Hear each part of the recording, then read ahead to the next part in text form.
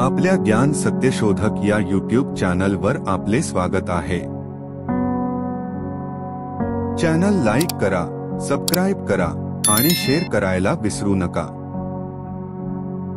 श्रद्धावान, पुण्यवान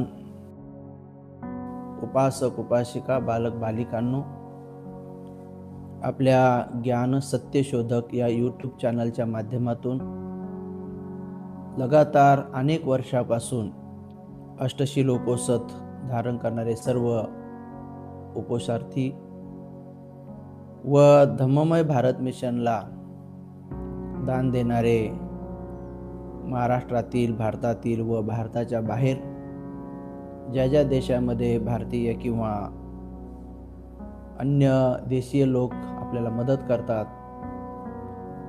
त्या सर्वांच्या प्रती असीम मंगल मैत्री करून की बाबासाहेबांची ही धम्म चळवळ किंवा बाबासाहेबांचा बोधिसत्वाचा प्रज्ञारूपी धम्मप्रचार प्रसार जोमाने पुढे नेण्यासाठी आपण तनमन धनाने सहकार्य करत आहात। त्या अनुषंगाने आपण फार परिशुद्ध रूपाने धम्माच्या शुद्ध पद्धतीने आपण पवित्र या धम्माचा प्रचार आणि प्रसार करीत आहोत। यामध्ये शुद्ध हेतू आहे की भगवान बुद्धाच्या सद्धम्माचा प्रचार आणि प्रसार व्हावा। बाबासाहेबांना संपूर्ण पृथ्वीवर त्या काळामध्ये प्रचलित असलेले आणि अगोदर सुद्धा होऊन नष्ट झालेल्या अनेक धर्माच्या बद्दल सखोल अध्ययनाच्या नंतर हाच धम्म आपण निवडला पाहिजे असं कळलं। असं अनेक वेळेस आपल्या वाचण्यात येतं। पूज्य गोयंका गुरुजींना हा प्रश्न विचारला होता कि बाबा साहब अम्बेडकर अगर ये धम्म की दीक्षा नहीं लेते तो फिर कौन से धर्म की दीक्षा लेते। तो गुरुजीचं इतकं सुंदर उत्तर आहे की जर ते या धर्माची दीक्षा नसते घेतली, दुसऱ्या कोणत्या धम्माची दीक्षा घेतली असती, हा प्रश्नच उपस्थित होत नाही म्हणाले। कारण वो बोधिसत्व थे, तो बोधिसत्व अच्छा ही चुनते हैं, तो यही है। बघा, म्हणजे एका शब्दात इतकं सुंदरचं उत्तर की बस सही क्या है, सत्य क्या है, तो बोधिसत्व को सत्य स्वीकारने में प्रज्ञा के द्वारा बहुत जल्दी समझ में आता है। सभी सत्वों से पहले उनको समझ में आता है। आणि खरंच तथागताच्या सद्धम्माची स्वतः त्यांनी दीक्षा घेऊन इतरांना सुद्धा त्यांनी खूप मोठी प्रेरणा दिली। जो दिवस उद्याचा विजयादशमीचा क्रांतिविजय दिवस आहे, भारतीय लोक परिपूर्ण धम्माचं अध्ययन नसल्या कारणाने व धम्माचं प्रॅक्टिकल क्षेत्र ते अंगीकारत नसल्या कारणाने अनेक गोष्टीला ते वेगवेगळे नाव देतात। जसं की उद्याच्या उत्सवाला देखील लोक धम्मचक्र अनुप्रवर्तन असं नाव देतात। कोणी कोणी तर धम्मचक्र प्रवर्तन दिवसही म्हणून टाकतात। असं म्हणल्यानंतर त्यांना खूप छान वाटतं, बरं वाटतं। एवढंच नव्हे तर बाबासाहेबांचा आपण खूप मोठा गौरव करू लागलो असंही त्यांना वाटतं।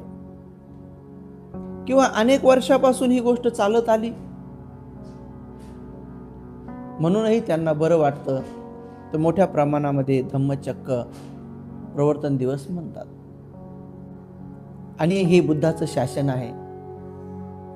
तर धम्मचक्र प्रवर्तन दिवस तथागत सम्यक संबुद्धांनी जे धम्मचक्र प्रवर्तन केलेलं आहे, एकदा एका सम्यक संबुद्धाने धम्मचक्र प्रवर्तन केलं तर डबल धम्मचक्र प्रवर्तन कोणाला करण्याची आवश्यकता पडत नाही। धम्मचक्र प्रवर्तन म्हणजे काय? धम्मचक्र प्रवर्तन म्हणजे काय? जसं की एक धम्म आहे, आणि त्याचं चक्र आहे आणि त्याला प्रवर्तन केलं म्हणजे प्रज्ञेच्या द्वारे दुसऱ्याला वर्तन करण्यासाठी, आचरण करण्यासाठी, साक्षात्कार करण्यासाठी, अनुभूती करण्यासाठी दुसऱ्याला सुद्धा असं काही शिकवलं की त्यांना देखील ते साक्षात्कार झाला. जसं की कौंडिन्य पहिल्यांदा अरहंत झाले, नंतर मग महानाम व प भद्दी असजी हे सगळे एक एक करताना 5ही जण जेव्हा अरहंत झाले तर त्याला म्हणतात धम्म चक्र प्रवर्तन. म्हणजे जो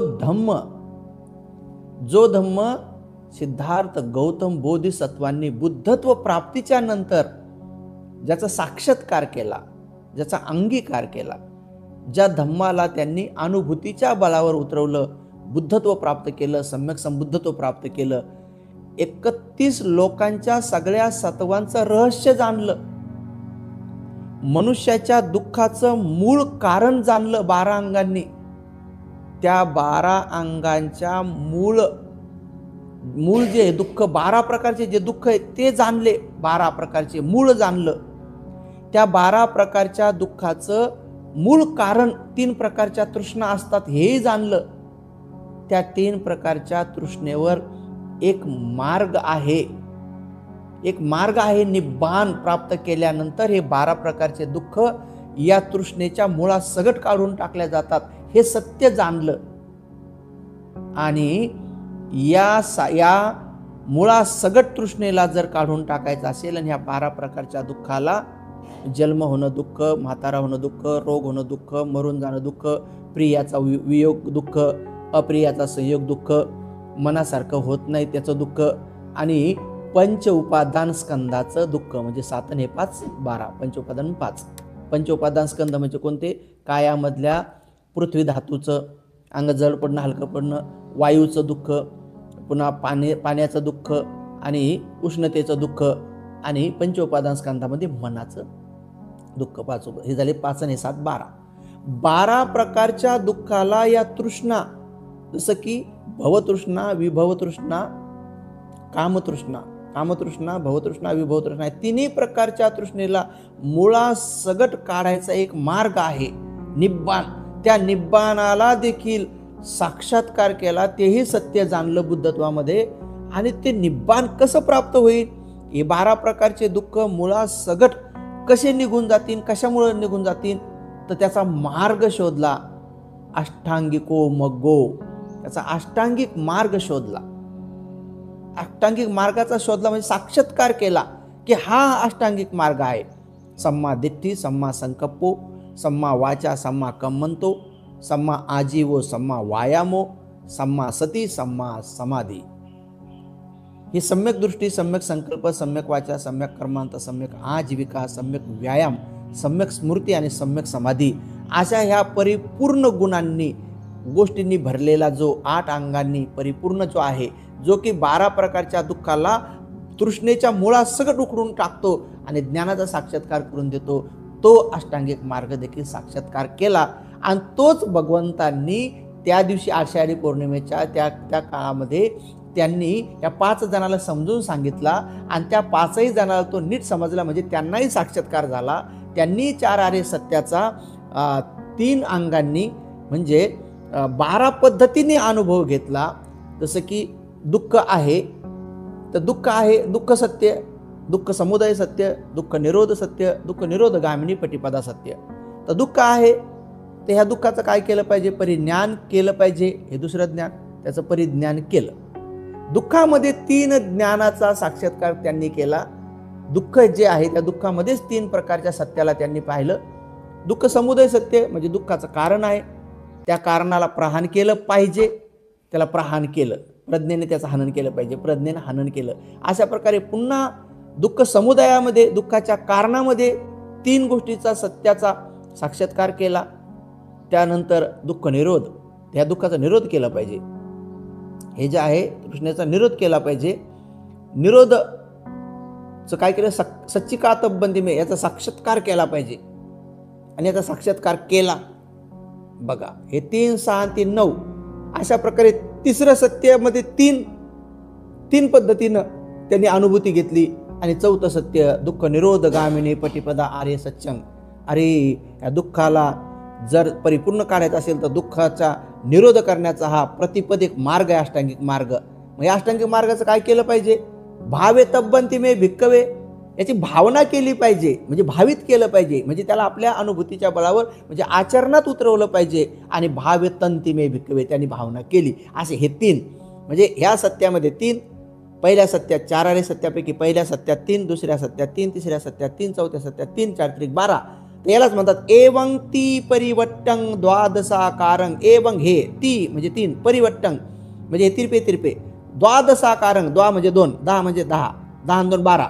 बघा, एवं ती परिवट्टं द्वादशाकारं म्हणजे 12 पद्धतीनं, म्हणजे 3 अंगाने. द्वादशाकारं यथाभूतं, जसं आहे तसं. यथाभूतं ज्ञान दर्शनं, जसं आहे तसं या ज्ञानाचं दर्शन जोपर्यंत मी केलं नाही तोपर्यंत मी दावा केला नाही की मी बुद्ध झालो म्हणून. हे समजून सांगितलं धम्मचक्र प्रवर्तनात त्या पंचवर्गीय भिक्षूला. एवं ती परिवट्टं द्वादशाकारं यथाभूतं ज्ञान दर्शनं न सुविशुद्धं, जसंही तसं मी साक्षात्कार केला नाही तोपर्यंत दावा केला नाही. पण पुढे काय म्हणतात? एवं ती परिवट्टं द्वादशाकारं, हे 4 आरे सत्य 3 अंगांनी असे तिरपे पद्धतीने 2 आणि 10 म्हणजे 12 अंगांनी जेव्हा मी सुविशुद्धांग आवसी म्हणजे याचा साक्षात्कार केला, तेव्हा मग काय म्हणले? तेव्हा मी दावा केला, घोषणा केली की मी आता या ज्ञानाला प्राप्त केलं, सम्यक संबुद्ध झालो. मग मी तेव्हा सांगितलं की मी सम्यक, मग एवं एतं समयं भगवा वाराणसीयं इशिपतने मेघदाये अनुत्तरं धम्मचक्रं पवतितं. मग भगवंतांनी वाराणसीच्या मृगदाय वनामध्ये जे अनुत्तर आहे, आतापर्यंत जे अनुत्तर अशा प्रकारचं धम्मचक्र प्रवर्तन आहे ते भगवंतांनी केलं. अनुत्तरं धम्मचक्रं पवतितं अपतिवतीयं, म्हणजे आतापर्यंत हे कोणालाच करता नाही आलं. अपतिवतीयं समनेन वा, कोण्या श्रमणाला नाही करता आलं की ह्या संसारामध्ये बुद्ध भगवान सोडून कोणी श्रमण आहे की ज्यांनी हे केले यांच्या अगोदर? नाही केलं कोणी. अपतिवतीयं समनेन वा ब्राह्मणेन वा, असं कोणी ब्राह्मण नाही की ज्यांनी हे धम्मचक्र प्रवर्तन केलं असेल, 4 आरे सत्याला 12 अंगांनी अनुभवला असेल, असं कोणी श्रमण नाही, कोणी ब्राह्मण नाही. समनेन वा ब्राह्मणेन देवेन वा, असा कोणताही देव नाही. 33 कोटीमध्ये पण नाही.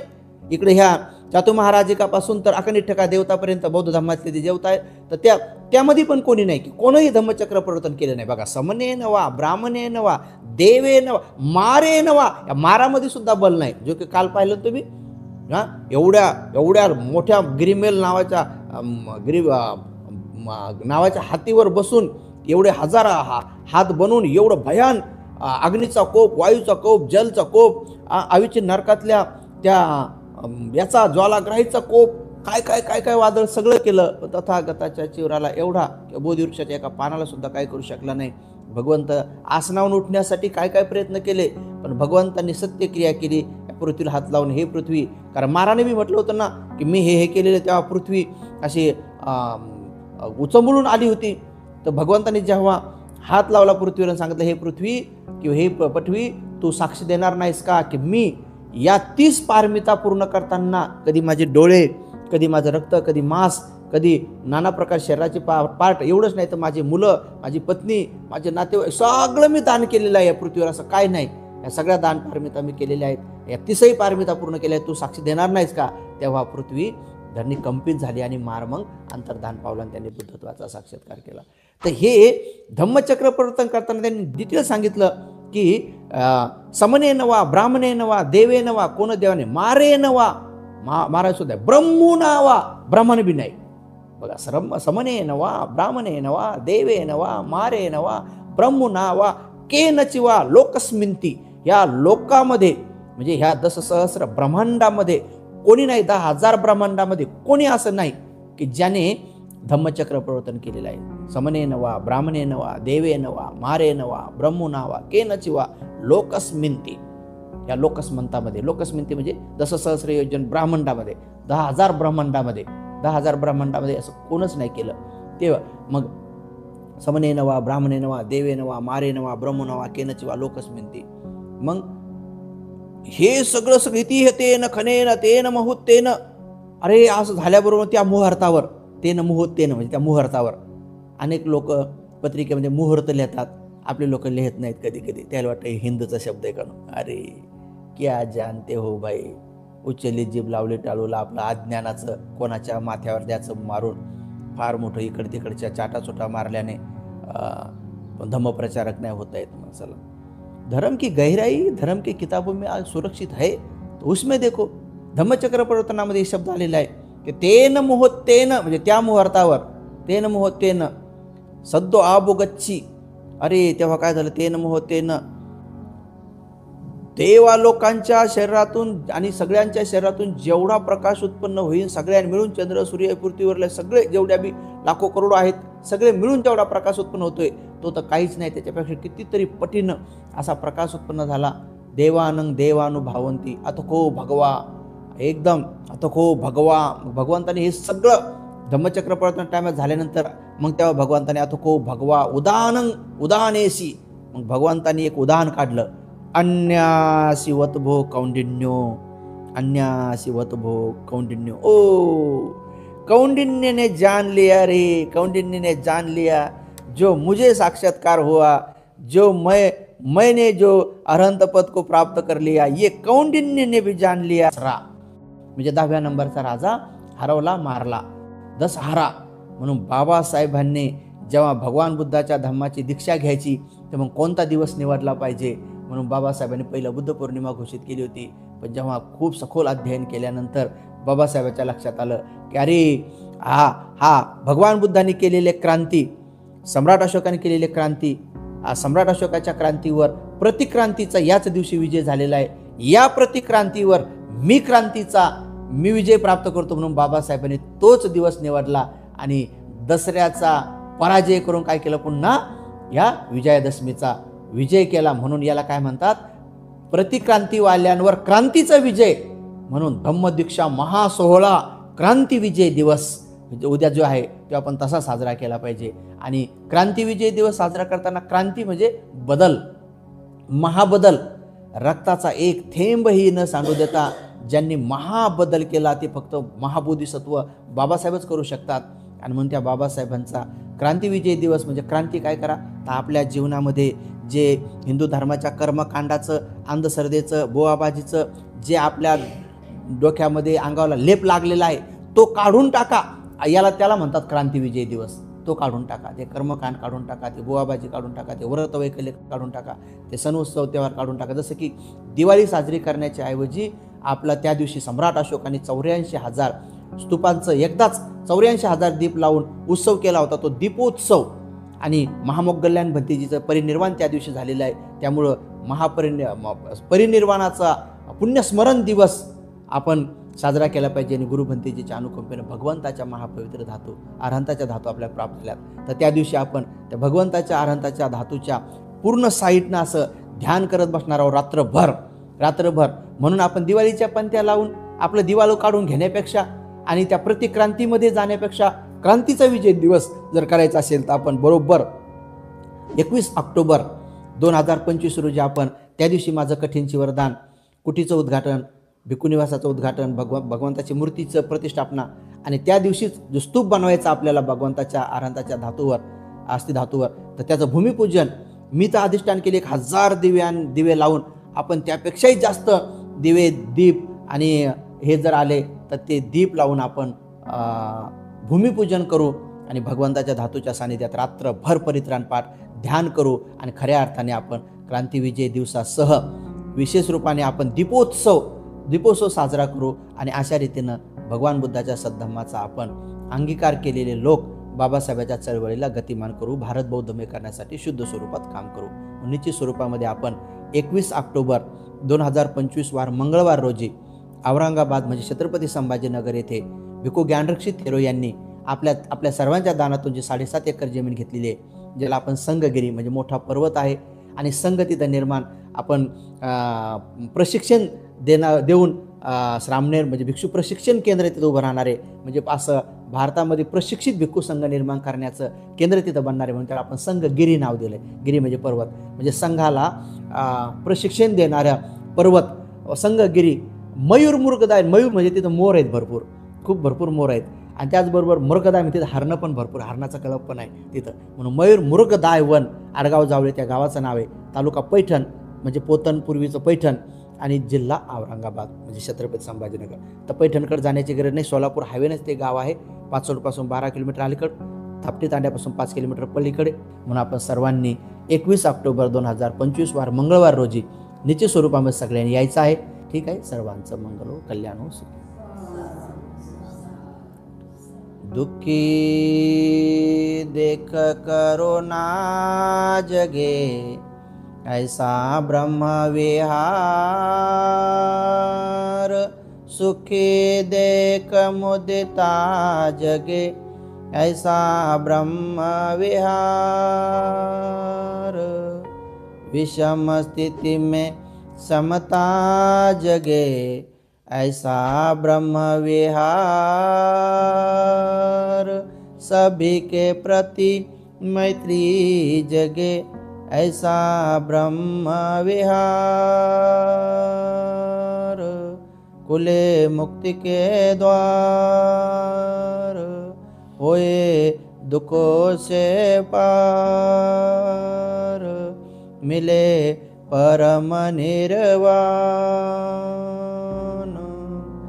भवतु सब मंगलं, भवतु सब मंगलं, भवतु सब मंगलं.